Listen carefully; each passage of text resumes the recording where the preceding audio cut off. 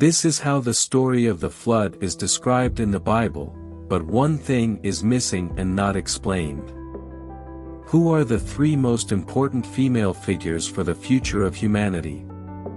In a world where destiny's tides are guided by powerful forces, something huge happened that changed life on Earth forever. It rained non-stop for 40 days and nights, turning everything into a completely different place. On that important day, a man named Noah, along with his sons, their wives, and a lot of different animals, started an extraordinary journey. Big animals were walking alongside tiny insects together with beautiful birds. The big ark they were on became a safe home for all kinds of creatures, a place of peace in the middle of the chaos. When the heavy rain kept coming, God closed the door of the boat to protect Noah and the others from the rising waters. The ark floated high above the land that was underwater, defying the terrible disaster that covered the earth. The water rose and covered every mountain, wiping away any signs of life that used to be there.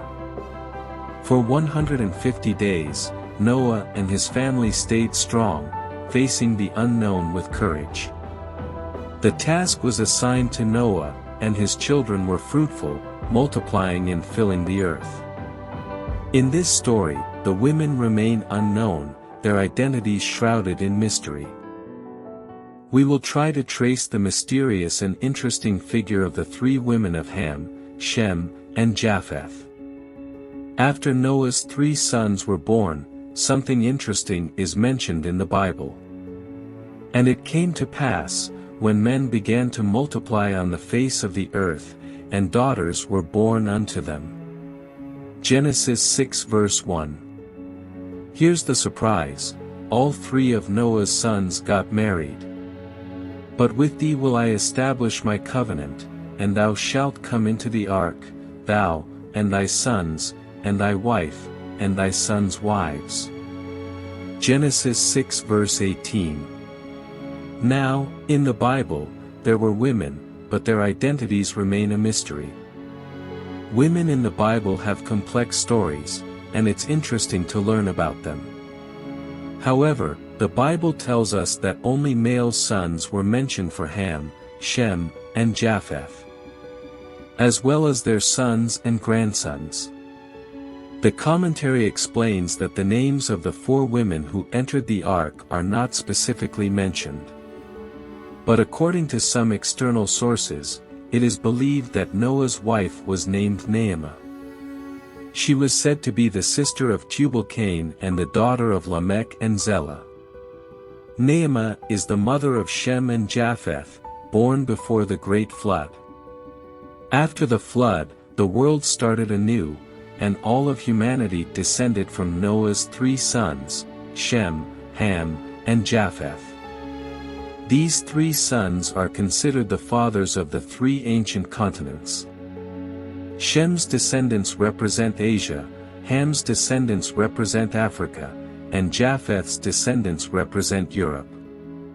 So, while the Bible doesn't provide specific names for these women, they played vital roles in the story of Noah and his family. Their contributions helped to shape the future of humanity across different continents.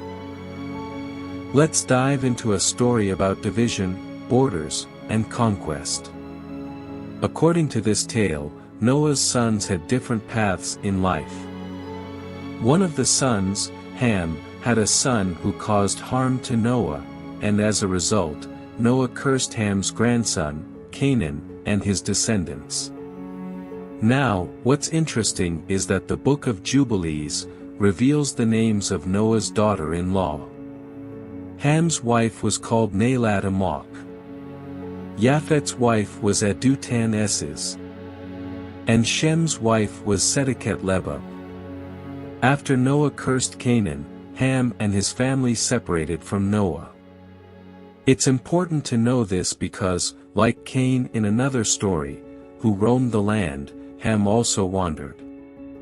He founded a city named after his wife, Naalat-Amok, just as Cain founded a city named after his eldest son, Enoch.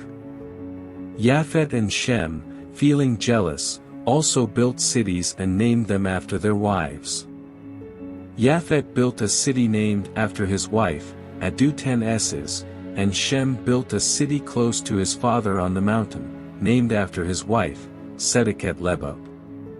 And he built for himself a city and called its name after the name of his wife Naalat-Amok. And Japheth saw it, and became envious of his brother, and he too built for himself a city, and he called its name after the name of his wife Adu-10. And Shem dwelt with his father Noah, and he built a city close to his father on the mountain, and he too called its name after the name of his wife Sedeket-Lebab. Book of Jubilees chapter 7 verses 17-19.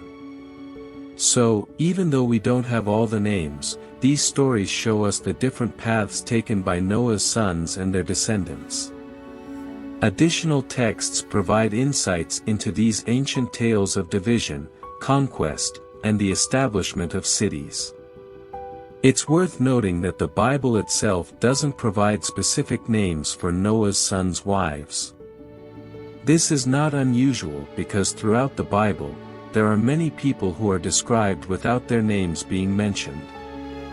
For example, in the story of Lamech, it simply says, Lamech married 2 women, one named Ada and the other Zillah, Genesis 4 verse 19. Lamech had 2 wives named Ada and Zillah. There's a significant event in Lamech's life where he had to defend himself and ended up taking the life of a man. However, the Bible doesn't tell us the name of the man. Many people in the Bible have a unique story, even if we don't know their names. Sometimes women in the Bible are acknowledged, and sometimes they are not. It's fascinating to realize that knowing someone's name doesn't necessarily reveal their true essence. Another example is Job. He had 7 sons and 3 daughters. Job 1 verse 2. And then the Bible does give us their names. The first daughter he named Jemimah, the second Keziah and the third Keren-Happuch. Job 42 verse 14. However, the names of Job's sons are not revealed to us. This shows that sometimes names are mentioned, and sometimes they are not. Similarly, we have limited knowledge about the names of Noah's 3 daughters-in-law. Like Noah's wife, we can assume that these women stood by their husbands, supporting them in building the ark. When the great flood came, they entered the ark and were saved from the destruction. This means that after the flood, the whole world was left with only 8 people, 4 couples. Just like Adam and Eve, God instructed these 3 women and their husbands to multiply and fill the earth. From these 3 nameless women, all of humanity in future generations emerged.